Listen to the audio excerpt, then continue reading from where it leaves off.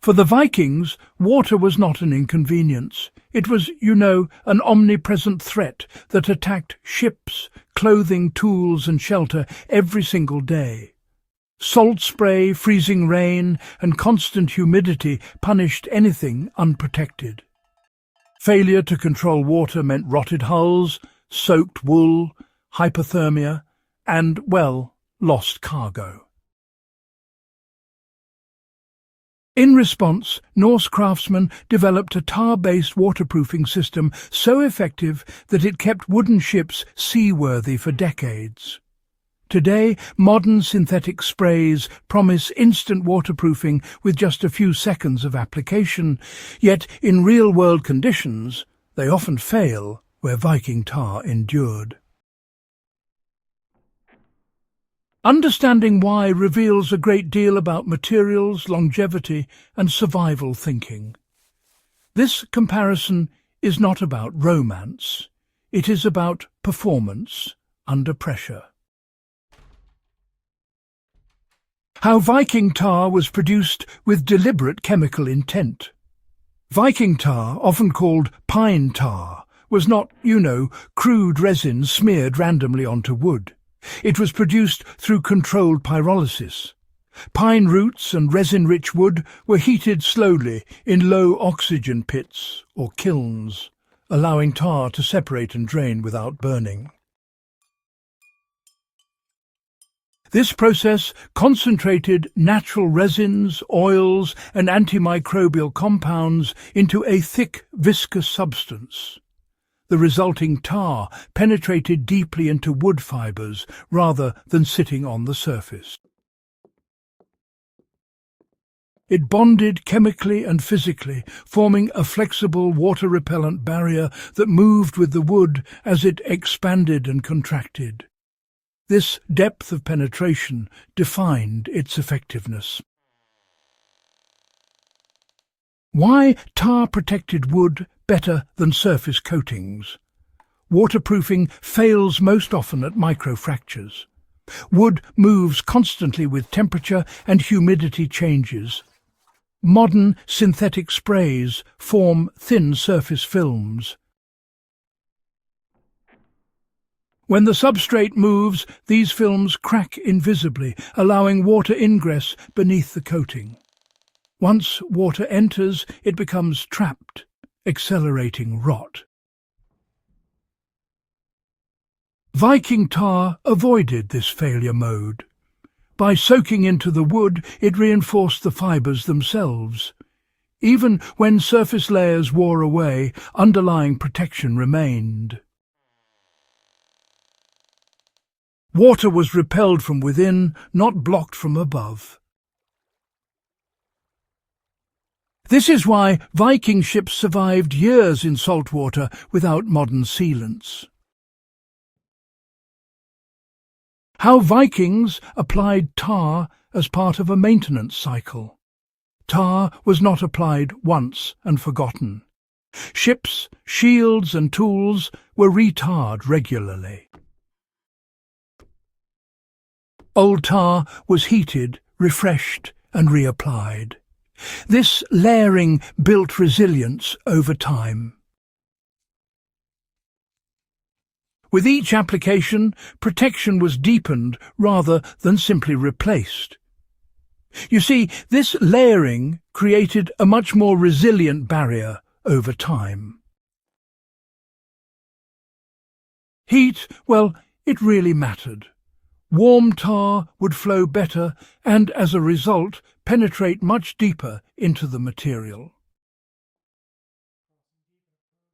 Craftsmen made sure to apply it in dry conditions, so that it could absorb properly before any exposure to moisture. This disciplined process mattered as much as the material itself. Modern sprays emphasize convenience over preparation. Why Viking tar performed in cold and wet environments. Synthetic sprays often harden or lose flexibility in cold conditions. Viking tar remained pliable. Its natural oils prevented brittleness, allowing it to flex with freezing wood rather than cracking. In wet conditions, tar resisted washout because it bonded chemically. Rain did not strip it away. Salt water did not degrade it.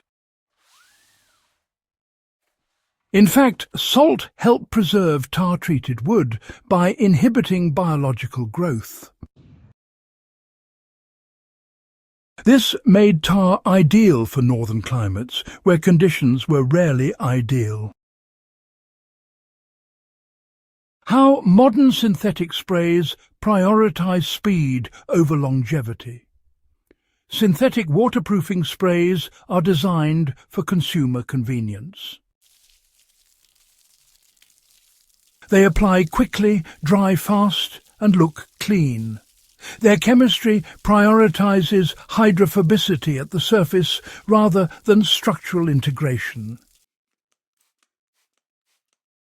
This works for short-term exposure and controlled environments.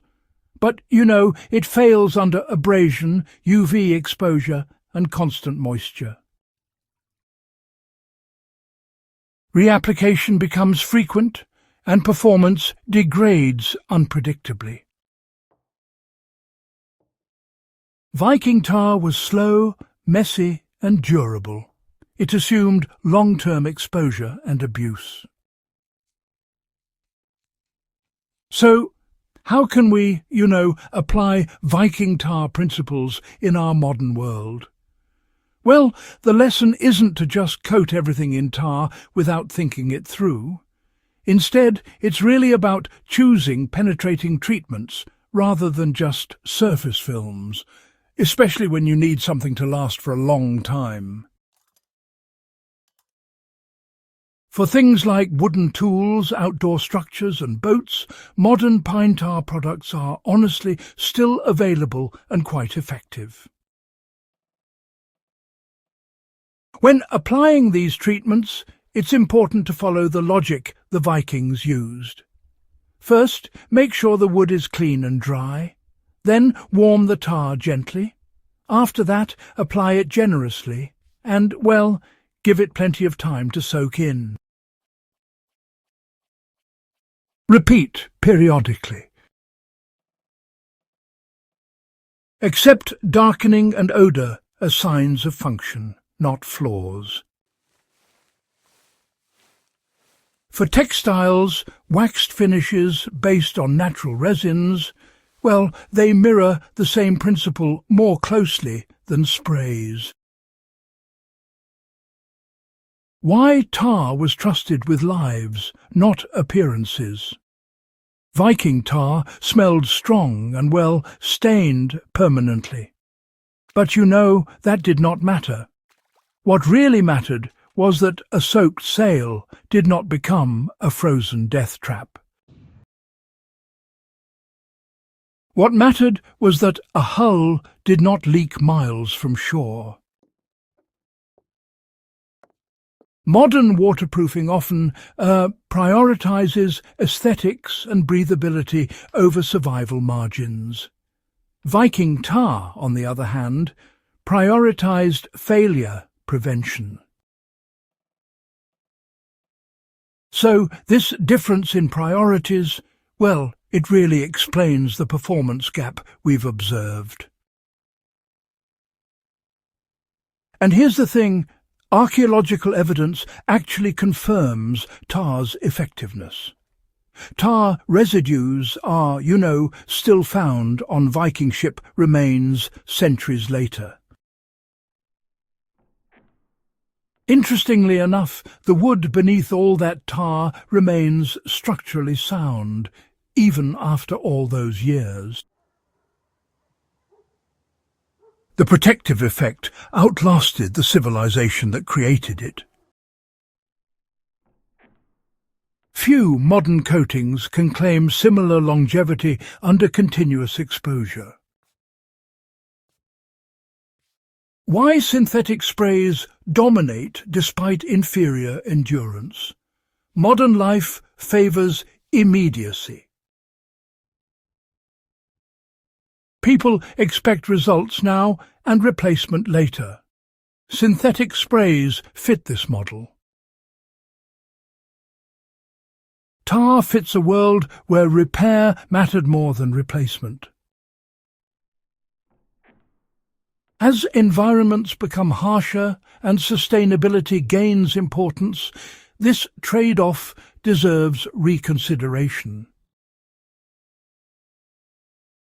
What Viking Tar Waterproofing teaches about survival materials is, well, quite remarkable. The Norse chose materials that worked with nature rather than against it. Tar did not seal wood into rigidity. Instead, it preserved flexibility while repelling water. It assumed movement, wear, and repair. This philosophy remains relevant wherever reliability matters more than convenience. If you value serious historical insight grounded in practical reality, support the mission of this channel. Subscribe to Echoes of Valor, share this guide with fellow history and preparedness enthusiasts, and help ensure these hard-earned lessons from the past continue to inform the future.